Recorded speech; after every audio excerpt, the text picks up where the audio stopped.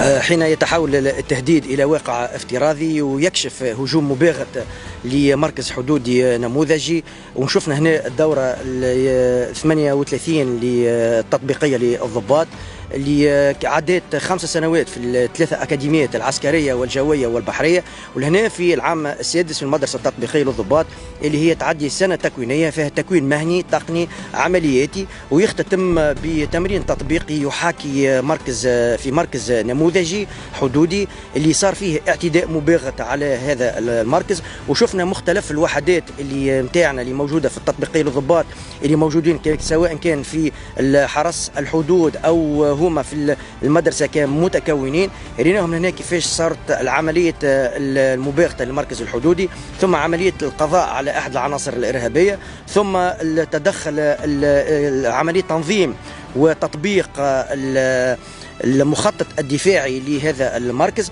ثم عملية الإسناد اللي قامت بها الوحدات الحدودية، ثم الدعم العملياتي من طرف الوحدة المختصة الحرس الوطني. رينا مختلف الاختصاصات اللي كانت موجودة سواء كان من فوج إبطال مفعول المتفجرات اللي قام بإبطال مفعول الحزام الناسف، ثم رينا تدخل كذلك المخبر الحرس الوطني، وكان بعد ذلك بحضور الطب الشرعي وكذلك الأخصائية النفسية، إضافة إلى كونه تواجد إدارة مكافحة الإرهاب خاصة الوحدة الوطنية للبحث في جرائم الإرهاب الحرس الوطني اللي قامت بعملية البحث للمشبوه فيه اللي تم فيما بعد اقتياده إلى الإيقاف. التمرين هذا يكشف جاهزية الدورة التطبيقية 38 للحرس الوطني في مختلف الاختصاصات نتاعها. ورينا التلامذة ورينا الضباط اللي هما يقوموا موجودين في كامل المشاغل سواء كانوا في الدور حماية المركز الحدودي أو في المخبر. ورينا الجانب التطبيقي لجميع الدورات التكوينية والدروس سواء كانت النظرية أو العملية اللي كانت أشرفت عليها المدرسة التطبيقية للضباط بالمدرسة الوطنية الحرس الوطني ببير بورقبة اللي ترجمت إلى أفعال وترجمت إلى جاهزية باحترافية قامت بها الدورة 38. نحن ثم مبدأ في الإدارة العامة للحرس الوطني وخاصة في الوحدة المختصة اللي هي تدرب كما تقاتل وقاتل كما تتدرب. رينا لهنا اللي هذايا اللي يصير توا في محاكاة لهجوم مباغت على مركز حدودي هو نفسه اللي قاعد يصير في الواقع، وهو بيدو اللي قاعد يصير في الميدان، بدءا من تطبيق المخطط الدفاعي ثم إلى الإسناد الحدودي ثم الدعم العملياتي من الوحدة المختصة ثم تدخل جميع الأطراف سواء كانت من المخبر أو من إدارة مكافحة الإرهاب أو من إبطال مفعول المتفجرات، نهاية إلى كذلك التنسيق مع الصحة العمومية في خصوص الطب الشرعي والأخصائية النفسية. بطبيعة الحال أنت ديما لهنا في الإدارة العامة للحرس الوطني عندها تحديات خاصة هي تستبق اللي موجود خاصة في التحديات اللي على الميدان وخاصة في مجال مكافحة الإرهاب.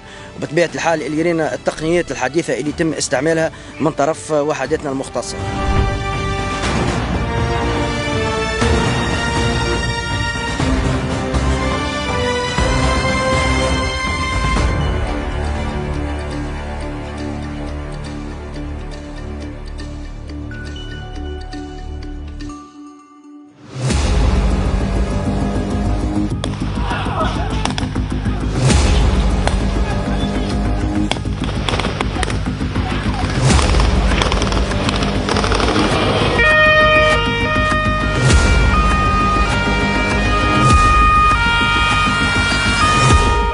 على وقع الرصاص بسيناريو يحاكي أقصى درجات الخطورة، نفذت الإدارة العامة للحرس الوطني اليوم عملية بيضاء لصد هجوم إرهابي استهدف مركز حدودي متقدم.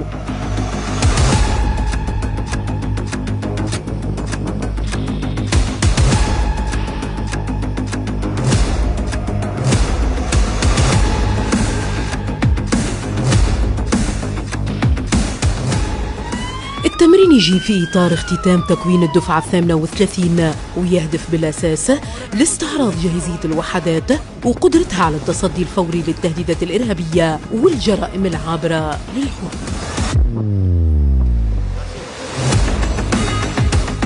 حين يتحول التهديد إلى واقع افتراضي ويكشف هجوم مباغت لمركز حدودي نموذجي.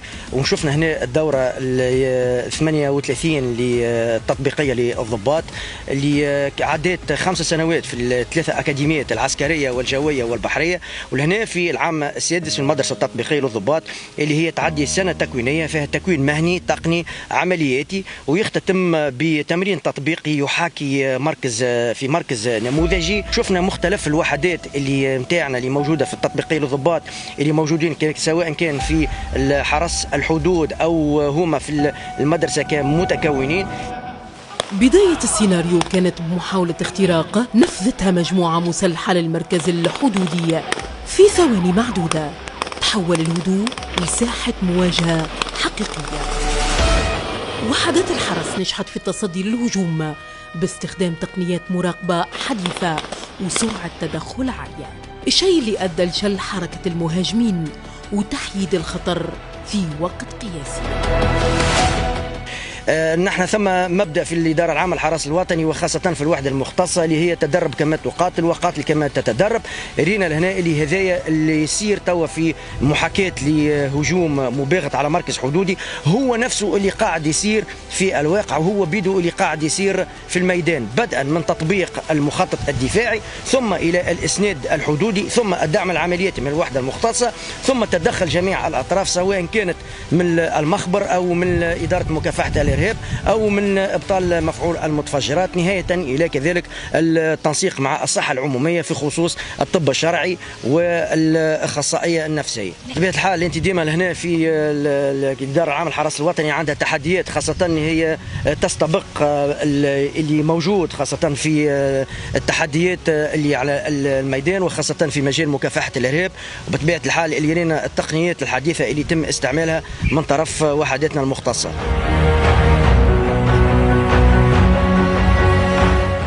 المعركة الأمنية ما تنتهيش بوقف إطلاق الرصاص، فالمواجهة القانونية والعلمية تبدأ من مسرح الجريمة. بالنسبة للضابط هو